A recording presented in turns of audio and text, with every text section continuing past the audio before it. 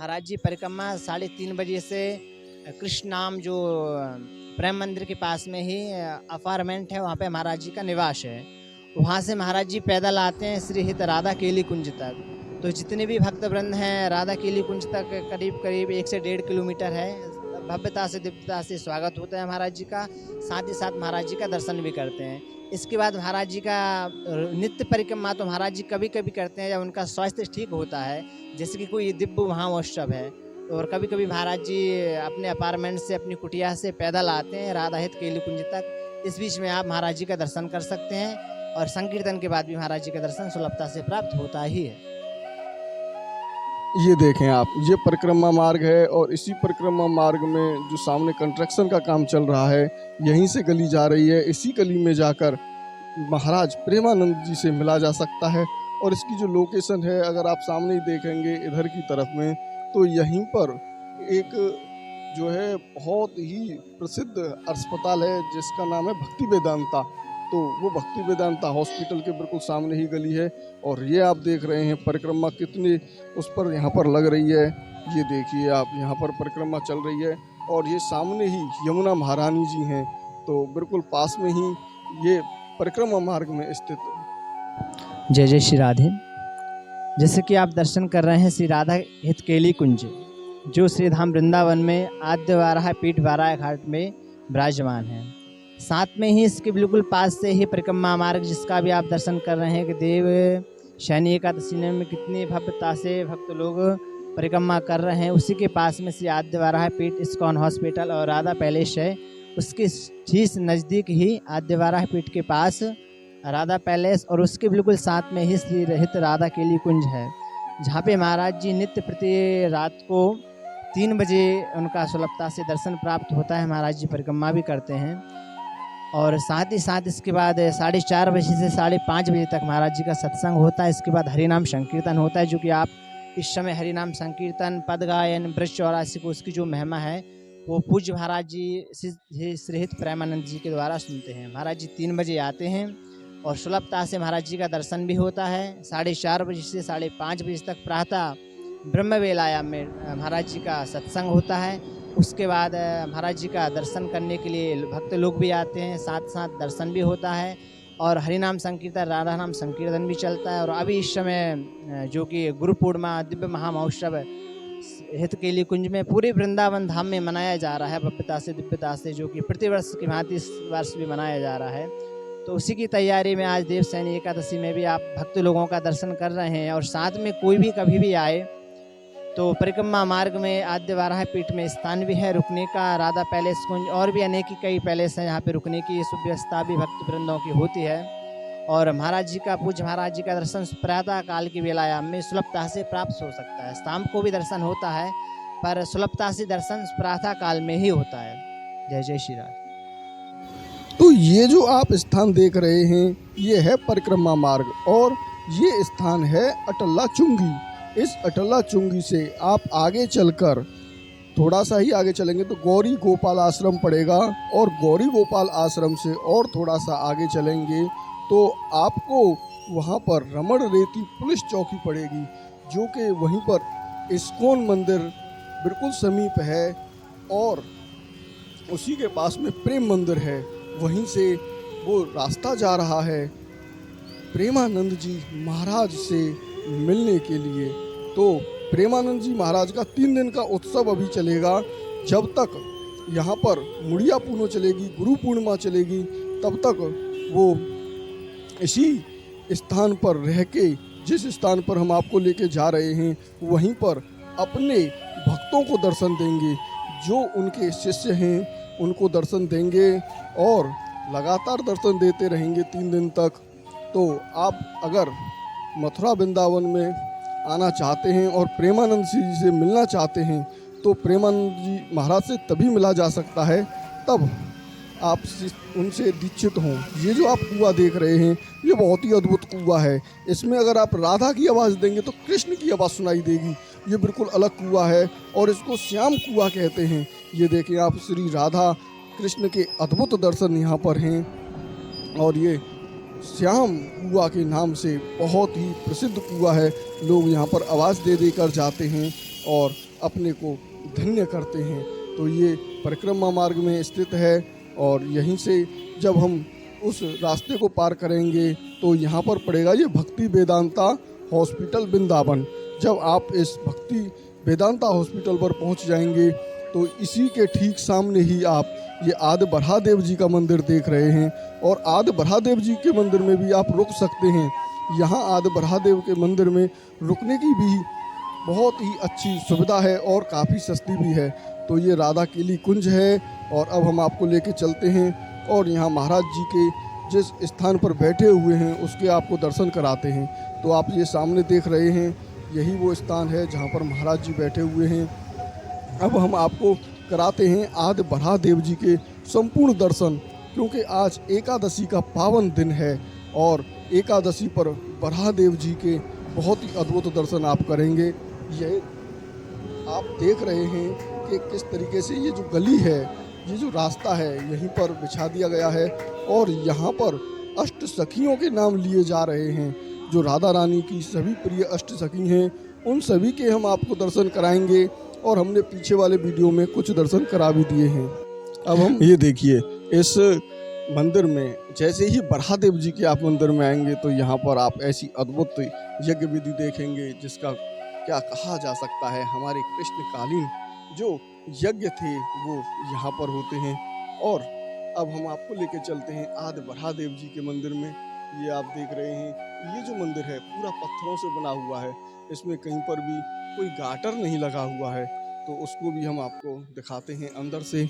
ये देखें आप कितना अद्भुत और प्राचीन और हमारे हिंदुत्व की पहचान। ये देखें आप किस तरीके के यहाँ पर अनेकों स्तंभ बने हुए हैं और उन स्तंभों के बीच में विराजमान हैं हमारे बरहादेव जी। ये देखें आप किस प्रकार की यहाँ की जो बनावट है वो बहुत ही अद्भुत है। ये देखें आप। तो अब हम आपको कराते हैं बरहादेव जी के दर्शन।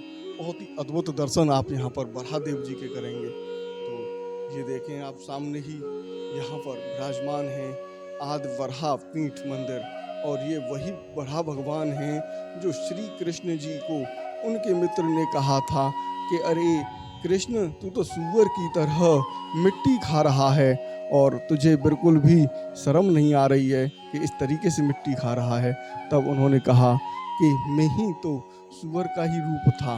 मैं पिछले जब राम जी का जो अवतार हुआ उससे पहले पृथ्वी को बचाने के लिए बरहादेव जी ने एक सूअर रूपी ऐसा रूप धारण किया जिसको बरहा कहते हैं। और वो सूअर नहीं होते हैं लेकिन वो लगते बिल्कुल इसी प्रकार से हैं। तो ये देखें आप यही वो बरहादेव जी हैं। बहुत ही अद्भुत। जय हो बरहादेव जी की। आप हमारे वीडियो को बीच बीच में लाइक कर दिया करें जिससे कि हमको थोड़ा सा उत्साह मिलता रहे। आप लोग लाइक नहीं करते हैं और बिना कमेंट किए ही आप दर्शन कर लेते हैं, दूसरे लोगों के पास भी नहीं आप भेजते हैं। तो कृपया करके आप ज़्यादा से ज़्यादा भेजा करें जिससे कि उन लोगों को भी यहाँ के अद्भुत दर्शनों की महिमा का पता चल सके। बुलवा के बिहारी लाल की जय। सीतानाथ समारंभां रामानंदाय मध्यमाम् अस्मदाचार्यपर्यन्तां वन्दे गुरुपरम्परां वन्दे गुरुपरम्परां। कृष्णाय वासुदेवाय देवकी नन्दनाय च नन्दगोपकुमाराय गोविन्दाय नमो नमः। बुलवा के बिहारी लाल की जय। जैसे कि आपको इस पावन पुनीत शुभ अवसर पर आषाढ़ शुक्ल एकादशी, आज एकादशी है और एकादशी के शुभ अवसर पर श्री धाम वृंदावन से जुड़ रहे जो भी भक्तवृंद सोशल मीडिया यूट्यूब के द्वारा, फेसबुक के द्वारा, जितने भी हैं वेबसाइट के द्वारा, उन सभी को प्रेम भरा राधे राधे। और साथ ही एक विशेष सूचना जो हमारे भैया जी आपको सबको यहाँ से मीडिया के द्वारा दर्शन करा रहे हैं, उनका भी बहुत बहुत धन्यवाद है कि आपको घर बैठे सुलभता से और परेशानी ना हो। आज श्री धाम वृंदावन में बहुत ही दिव्य महोत्सव मनाया जा रहा है।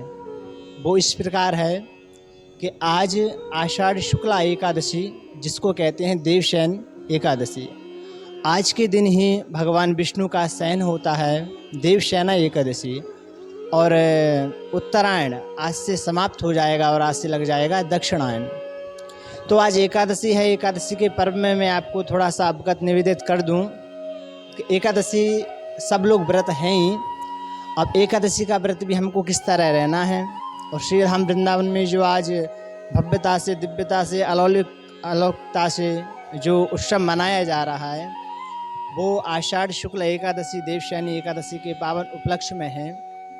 आज से चतुर्मास भी प्रारंभ है। चतुर्मास के कुछ नियम हैं, और जो संत जन हमारे रहते हैं वो यत्र तत्र भ्रमण ना करके एक ही स्थान पर 4 महीना व्यतीत करते हैं। जैसे कि नारद जी ने भी अपने पूर्व काल की घटना सुनाई कि जब चातुर्मास आया तो चातुर्मास की सेवा में जो भी भक्तवृंद वहाँ पे रुके, संत जन रुके, उनकी सेवा करके, संतों की सेवा ही करना चाहिए। संतों की ही सेवा से नारद जी आज ब्रह्मपुत्र बने, नहीं तो एक दासी पुत्र थे। तो जब आज से चातुर्मास प्रारंभ है, और आज से चातुर्मास प्रारंभ चलेगा कार्तिक शुक्ल एकादशी पर, जिसको कहते हैं देवोत्थान एकादशी, देव उत्थापन एकादशी। आज देवशयन एकादशी है। आज से ठीक 4 महीने तक देवता जी और हमारे ठाकुर जी भगवान विष्णु जो भी शुभ कार्य हैं वो आज से वर्जित हो जाएंगे। रवि यानी कि भगवान सूर्य दक्षिणायन चले जाएंगे आज से। जैसे कि हम दिन में कार्य करते हैं और रात्रि को विश्राम करते हैं, ठीक वैसे ही देवता जो हैं आज से दक्षिणायन हो जाएंगे, माने शुभ कार्य, विवाह, शादी, यज्ञ वगैरह सब बंद हो जाएंगे। कब तक? 4 महीने तक। जब रवि द्वारा उत्तरायण में आएंगे, इसके बाद देव उठनी एकादशी में सब कार्य प्रारंभ हो जाएंगे। तो आज एकादशी है, सब लोगों ने एकादशी का व्रत भी रखा होगा। तो एकादशी किस तरह रखनी चाहिए उसका हम आपको बताते हैं कि एकादश्याम निराहारा समभ्यर्च जनार्दनो। एकादशी के दिन उपवास सब लोग रहते हैं। उपवास का मतलब क्या है? उपशमी इति वासः, यानी उपवास। उपवास का मतलब उपमाने पास में, वास मतलब भगवान की, जो भगवान के जितने सन्निकट है, जितने पास है, उसको कहते हैं उपवास। खाली सिर्फ अन्न ना खाना, जल ग्रहण ना करना, अन्यत्र कोई भी प्रक्रिया करना उपवास नहीं है। भगवान के जितने सन्निकट आप रहेंगे उसको ही उपवास कहते हैं। अन्न छोड़ देना, अन्न ना खाना उपवास नहीं है। और भगवान के समीप आज कैसे रहा जाए? जैसे कि हमारे पास 51, 108, 1008 तुलसी दल रख लें, और एक शालिग्राम जी पे, लड्डू गोपाल जी पे, जो भी प्रतिमा आपको उपलब्ध है उस पे भगवान के साथ चढ़ाइए। राम नाम अंकित जो भी आपको ठीक लगता है। तो इससे हमारा ज़्यादा से ज़्यादा समय भगवान के पास ही गुजरेगा, भगवान के पास ही रहेगा। अन्न ना खाना सिर्फ उपवास नहीं है। कितने लोग हैं जिनको अन्न नहीं मिलता है? तो क्या एक अभाव है, एक प्रभाव है और एक स्वभाव है। तो हमारे स्वभाव में ही होना चाहिए कि जितना हो जीवन काल में हमको उपवास यानी कि भगवान के सन्निकट रहना चाहिए। आज एकादशी का पर्व है, आषाढ़ शुक्ला एकादशी। वृंदावन धाम से जितने भी लोग आद्य वाराह पीठ से जो दर्शन कर रहे हैं, सबका अभिनंदन, वंदन। और साथ में एक ही निवेदन है कि एकादशी का व्रत तो सब लोगों को रहना ही चाहिए, और साथ में भगवान के जितनी सन्निकटता से आप रहेंगे उतना ज़्यादा फलदायक आपके लिए रहेगा। आपकी सबकी मंगल कामना करते हुए आज का श्री आद्य वाराह देव का आप दर्शन कर रहे हैं। और यूट्यूबर जो हमारे भैया जी हैं उनका भी बहुत बहुत धन्यवाद कि आपको घर बैठे इतनी सुलभता से आपको दर्शन करा रहे हैं। आज जो भी भक्तवृंद वृंदावन, श्री धाम वृंदावन में पधारे हैं, उन सब का बड़ा ही सौभाग्य है कि भाग्योदयेन बहुजन्म समर्जितेन, करोड़ों करोड़ों जन्मों के जब पुण्य उदय होते हैं तब वृंदावन धाम मिलता है। और मैं तो कहूँगा कि एक किसान है, किसान बीज बो सकता है पर बीज उगना, पानी भी दे सकता है, ये किसान के हाथ में है। पर किसान क्या नहीं कर सकता है? सूर्योदय। तो वैसे ही आप कर्म कर सकते हैं, कर्म का फल कौन देगा? भगवान। आप बीज डाल सकते हैं जमीन में, उगे ना उगे वो आपके ऊपर है, पर सूर्योदय ही थोड़ी ना कर सकते हैं आप। तो आप कर्म कर सकते हैं, फल ईश्वर ही देंगे। तो ऐसे ही हमने कर्म किए हैं, शुभ या अशुभ जो भी कर्म होते हैं, पर उस पे राधा रानी की कृपा हुई है, जो आज आप सब लोगों को और हम लोगों को जो सुलभता से दर्शन हो रहा है श्री धाम वृंदावन का, उसके लिए तो हम प्रार्थना ही कर सकते हैं किशोर जी से कि ऐसा ही सबके लिए उद्धार और मंगलमय दिव्य कामना है आप सबों के लिए। तो आइए इसी दिव्यता भव्यता से आपके आनंद को, चातुर्मास को प्रारंभ करें। आज से 4 महीने तक एक ही स्थान पर जो भी लोग व्रत करना चाहते हैं वो एक ही स्थान पर रह के व्रत करें। चातुर्मास के कुछ नियम हैं। वो नियम इस प्रकार हैं कि जो आपने आज धारण कर लिए एकादशी को, आज एकादशी है आषाढ़ शुक्ल एकादशी, देव शयनी एकादशी। अगली जो एकादशी आएगी इसके बाद कार्तिक शुक्ल देव उत्थापन एकादशी, वहाँ तक ये हमारा व्रत चलेगा। तो संत लोग जो व्रत रखते हैं उसको नियम पूर्वक नित्य प्रति करते ही हैं। तो आज जिन लोगों ने व्रत रखा है वो ठीक इसी भांति और इसी कामना से, आप सबकी मंगल कामना से आइए श्री धाम वृंदावन में। सबकी कामना के लिए हम आपको राधा रानी को दर्शन कराते हैं, आद्य वारापीठ का दर्शन कराते हैं। जय जय श्री राधे श्याम।